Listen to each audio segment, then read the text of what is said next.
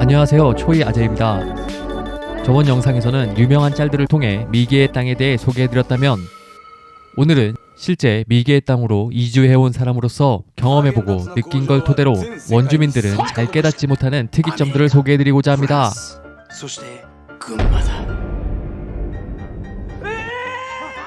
첫 번째, 미개의 땅 사람들에게 어머니의 맛은 된장 맛입니다.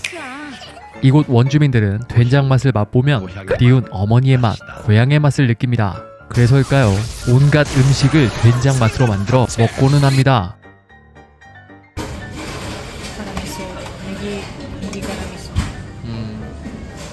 된장 라면 정도는 어디 가서 명함도 내밀지 못하고요. 구운 된장 주먹밥이나 된장 맛의 전병, 된장 소스 범벅 곱창 등을 평범하게 먹으며 자라기에 노인층, 청소년층 가릴 것 없이 남녀노소 된장 맛을 아주 좋아합니다. 이곳 미개의 땅에 이주한 초창기에 동네 맛집 빵가게라고 해서 한번 가보았는데 여러 빵들 사이에 된장빵이라는 게 눈에 띄더군요. 나름 푸드 얼리 어답터로서 고민하다가 결국 못 참고 사와서 먹어본 적이 있었습니다. 그날 사온 빵 중에서 유일하게 먹기 힘든 빵이었습니다. 원주민인 아내의 말로는 군마 어디서든 흔하게 파는 빵이라고는 합니다. 다른 가게는 훨씬 맛있다고는 하지만 원주민의 미적 감각을 쉽사리 신용하긴 힘들었습. 이곳 원주민들에게 군마의 대표 음식이 뭐냐라고 물어본다면 나오는 대답 바로 야끼만주입니다. 구운 만주라는 뜻인데요. 단지 굽는 것뿐만 아니라 된장 소스를 듬뿍 발라가며 진득하게 구워냅니다. 내용물은 꾸덕한 찐빵 같은 느낌인데 이게 또 빵 같은 거에 된장을 바르고 있어. 네, 아무리 푸드 얼리어답터인 저라도 이건 좀 하고 도망쳤을 뻔했지만 아쉽게도 이 음식을 처음 맡아드렸을 때에는 아내와 연애하기 전 썸 비스무리한 시기에 아내로부터 한번 먹어볼래? 라는 권유를 받았기에 이건 도저히 거절할 수가 없어서 바로 맛을 보게 되었습니다. 어려서부터 습관적으로 먹는 야끼만집. 여기는 어렸을 때부터 이게 근데 의외로 맛이 있었습니다. 약간 절묘한 탄맛에 된장의 단맛 등이 섞여서 약간 원주민들의 소울을 듬뿍 느낄 수 있는 이색 음식이라고 해야 될지 디저트라고 해야 될지 아무튼 맛있긴 했습니다. 이곳 군마엔 이색적인 향토 음식이 꽤 많음에도 불구하고 그 후로 종종 야끼만주가 생각나는 걸 보니 한 10년 정도 더 살다 보면 아무래도 저한테도 이게 소울푸드가 되지 않을까 생각을 합니다. 무섭네요. 미개의 땅의 침투력. 야끼만주 맛 머핀은 TV에 나올 정도로 명물이 되어 있고 야끼만주 맛 파르페, 야끼만주 맛 바움쿠엔, 야끼만주 맛 쿠키 등 전부 나열하기 힘들 정도의 야끼만주 맛, 사실 이게 된장 맛이라고 해야 할 것 같긴 한데 아무튼 평범하게 군마 이 미개의 땅 곳곳에서 팔리고 있습니다.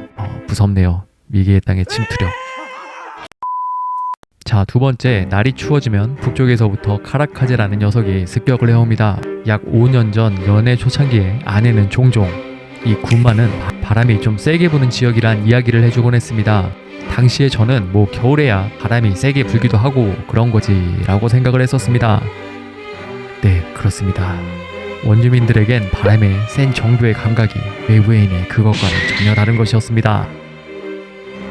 종종 미디어를 통해 소개된 내용이나 아내의 썰을 들어보면 겨울철 드라이브 스루에서 지폐를 건네려다가 날아가거나 겨울철에 자전거로 통학을 할 때 타는 것보다 끌고 가는 게 더 빠를 때가 있다거나 마이바시시에 있는 긴 다리인 토네가와 일명 토네이도 다리라는 별칭까지 있어요. 이 밑에는 매년 바람에 날려간 모자나 안경, 목도리 등이 무수히 발견된다는 썰이 있습니다. 이제 썰 아닐 것 같긴 한데 아무튼 제가 이미 겪어본 바로는 아직 겨울이라고 부를 만한 날씨가 아님에도 불구하고 새벽에 이게 무서운 정도로 바람 소리가 강해가지고 이게 뭔 일 나는 건가 싶어서 무서워서 종종 깨기도 할 정도의 강풍이 불어오곤 합니다. 하지만 아내는 원래 성격이 좀 그렇기도 하지만 원주민답게 정말 아무 신경 안 쓰고 잘 자더라고요. 혹시나 해서 일기예보를 검색해봐도 딱히 태풍이 오거나 비가 오는 날씨도 아니었습니다. 네, 그렇습니다. 이곳 미개의 땅 군마에는 카라카제라는 이름까지 붙어버릴 정도의 강풍이 자연스럽게 부는 땅입니다. 이곳 군마는 관동평야라는 아주 드넓은 평야지역 끄트머리에 평평한 지형에 대부분의 사람들이 살고 있지만 그 외 북쪽은 대부분 평균 2000m를 넘는 산들이 즐비한 고지대와 바로 맞닿아 있습니다. 평야와 2000m의 산맥이 맞닿아 있는 풍경. 한국에서는 쉽게 보기 힘든 지형이죠. 그 덕인지 비건 바람이건 북쪽에서 오는 녀석들은 험한 산세를 넘고 넘어 약한 녀석들은 그 사이에 모두 소멸해버리고 아주 강한 놈들만 살아남아 이곳 평야의 시작점에 도달하는 것이죠. 약한 녀석은 자연현상조차 살아남지 못하는 이곳 구마. 무섭다. 아직 준비가 안 됐다. 굿마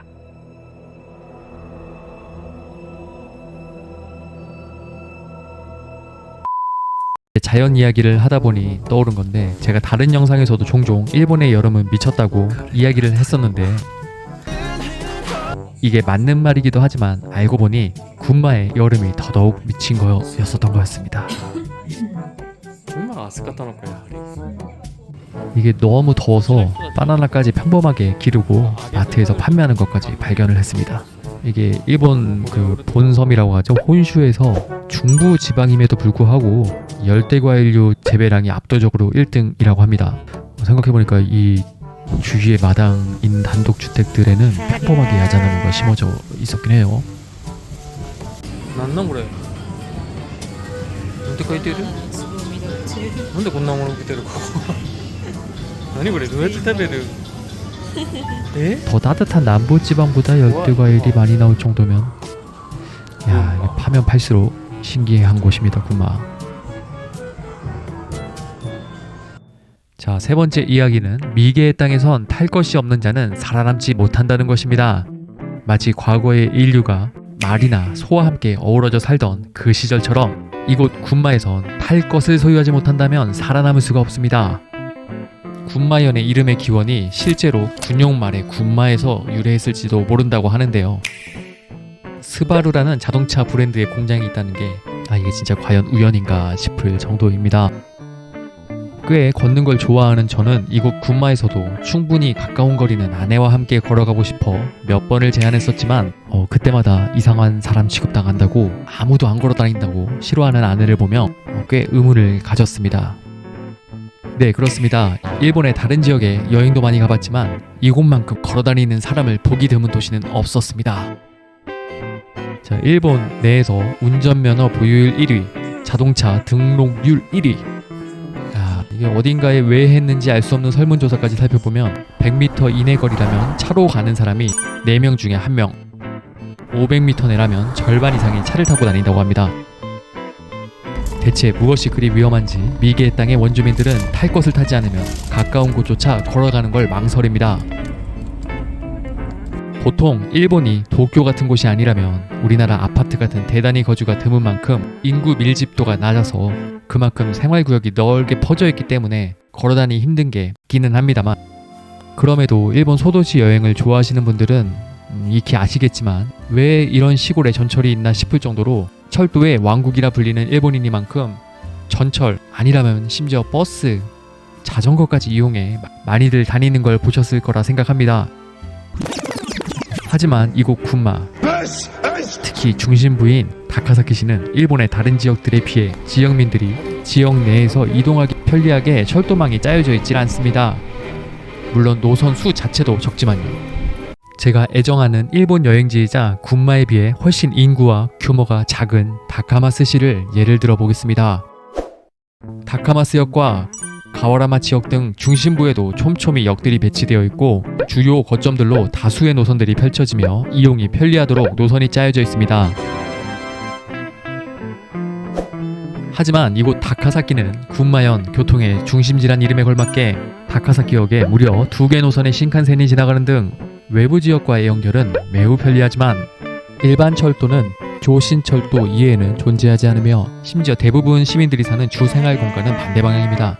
서쪽에 나가노현과 북쪽에 니이가타현으로 이어지는 JR선이 전부입니다. 게다가 일반 전철이 아닌 JR선이라 그런지 역 간의 거리도 상당히 멀어서 이 역 정도만이 시내 이동간에 쓰여지는 게 현실입니다. 이상 갑자기 철도 교통망에 대한 교육이 있었습니다. 우리는 하루를 준비합니다. 자, 그래서인지 이 미개의 땅 원주민들은 성인이 되면 남녀 가리지 않고 대부분 면허를 따고 바로 마이카를 손에 넣습니다. 원주민인 아내도 그 덕에 귀여운 경차로 훌륭한 고객길 운전 실력을 가지게 되었죠. 아직 면허를 따지 못하는 미성년자들은 자전거를 이용하고요. 하지만 다른 곳들에 비해 성인들이 자전거를 타는 비율도 좀 심히 적다고 느껴지는 때가 있는데, 근데 이게 한번 타보세요. 그 카라카제를 이겨내면서 굳이 자전거를 탈지 자동차를 탈지는 뭐 상상에 맡기겠습니다. 正義の自転車乗り無面ライダー参上 자동차의 왕국 군마, 그래서인지 설마 하는 곳에도 엄청난 규모의 주차장과 설마 하는 드라이브스루가 존재합니다. 한국의 마트나 여타, 일본의 대도시의 주차장들은 차단기를 설치해 이용객만 무료로 제공하거나 할인해주는 경우가 대부분입니다. 이 자동차 왕국에선 그런 걸 했다간 아무도 그 상점을 이용하지 않습니다. 제가 가지고 있는 상식선에서는 매장 규모에 비해 아무리 봐도 비정상적으로 넓은 주차장이 당연하게, 그것도 차단기 없이 개방되어 운영되고 있습니다. 그리고 이런 대규모의 주차장을 구비할 수 없는 소규모 상점들은 이 상권에서 살아남기 위해 큰 주차장을 중심에 두고 함께 공유하며 단지를 이루어 장사하는 곳도 많습니다. 그리고 다른 곳에서는 상상도 못할 업종들이 드라이브 스루를 갖추고 영업을 하고 있습니다.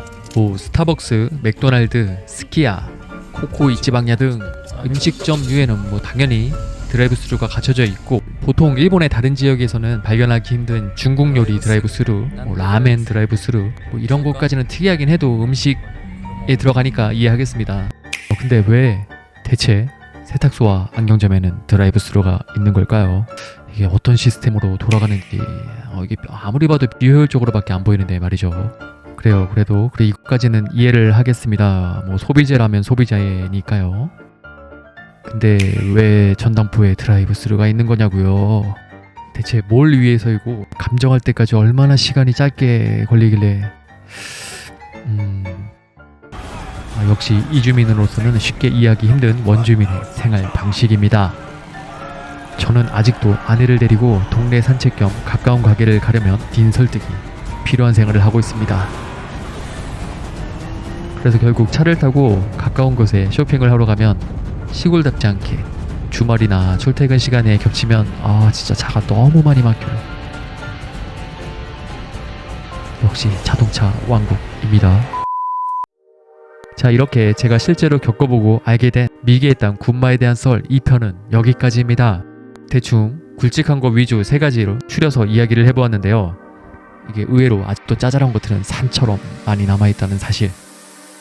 언제가 될지는 모르겠지만 미개의 땅에 관한 이야기, 나머지 썰은 다음에 올 수 있겠죠? 예. 아직 작은 채널이니만큼 여러분의 구독과 좋아요에서 다음 영상을 만드는데 큰 힘을 얻고 있습니다. 오늘도 영상을 봐주셔서 감사드리고, 그럼 미개의 땅의 인사 방법으로 영상 끝마치도록 하겠습니다. 굿마굿마. 굿마굿마. 굿마굿마. 굿마굿마. But now you're out of time.